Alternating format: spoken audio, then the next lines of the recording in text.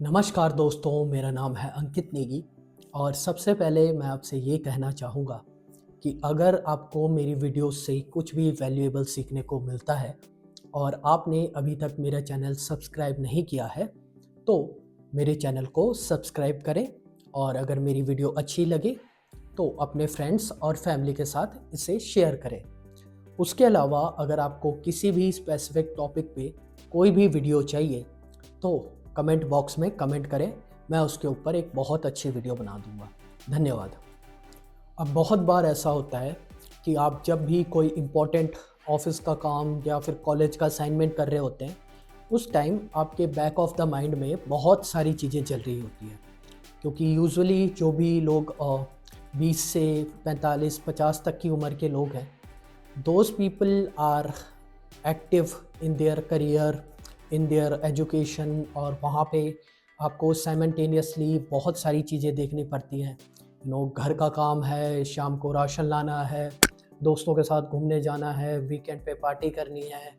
तो इस तरह की बहुत सारी चीज़ें आपके माइंड में चलती रहती हैं और उससे आपकी प्रोडक्टिविटी हैम्पर होती है और आप प्रेजेंट में जो भी काम कर रहे हैं वो आप सही से नहीं कर पाते, और इसी को मेंटल फॉग बोलते हैं।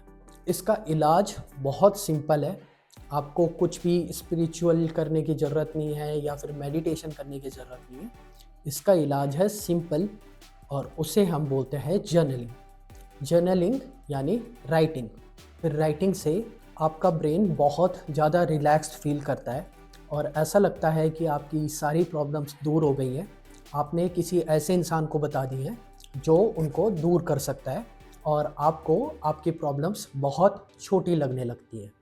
उसके अलावा ये एक लॉजिकल थिंकिंग प्रोसेस को भी डेवलप करता है और हो सकता है कि प्रॉब्लम्स को लिखते लिखते ही आपको उनका एक बहुत अच्छा सॉल्यूशन मिल जाए।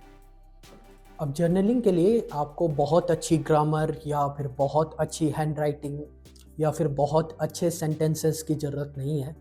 ना आपको चेतन भगत बनना है और ना विलियम शेक्सपियर।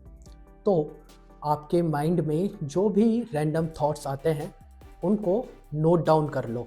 बहुत सिंपल होता है। इसमें आप जितने मर्जी चाहे उतने थॉट्स को लिखें, जितनी बार चाहे अपने थॉट्स को रिपीट करो, जितनी बार किसी की कंप्लेंट करनी है उसकी कंप्लेंट करो। आपको ऑनेस्ट होना है, स्मार्ट नहीं होना। तो जो भी रैंडम थॉट्स आपके माइंड में आ रहे हैं उनको नोट डाउन करो। तो बेसिकली 3 टाइप की जर्नलिंग होती हैं। पहला है इमोशनल जर्नलिंग, जो 80 to 90% लोगों के लिए बहुत ज़रूरी है, जहाँ पे आप किसी भी सिचुएशन को लेके या फिर किसी भी पर्टिकुलर इंसान को लेके कैसा फील करते हैं उसके बारे में आप लिख सकते हैं। Love, compassion, hate, anxiety, fear, इन सब चीज़ों को आप इमोशनल जर्नलिंग में लिख सकते हैं। दूसरी चीज़ होती है इम्प्रूवमेंट जर्नलिंग, जहाँ पे आप ये लिख सकते हैं कि आपने आज अपनी लाइफ में क्या इम्प्रूव किया या फिर आज ओवरऑल दिन में आप क्या इम्प्रूव कर सकते थे।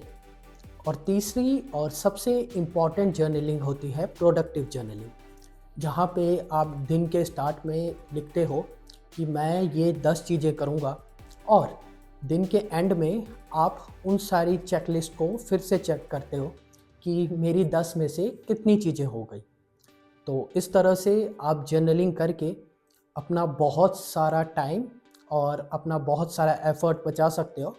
उसके अलावा इससे प्रोडक्टिविटी में भी बहुत ज़्यादा हेल्प मिलेगी और आप जो भी काम कर रहे हैं उसमें आप अपना 100% दे सकोगे।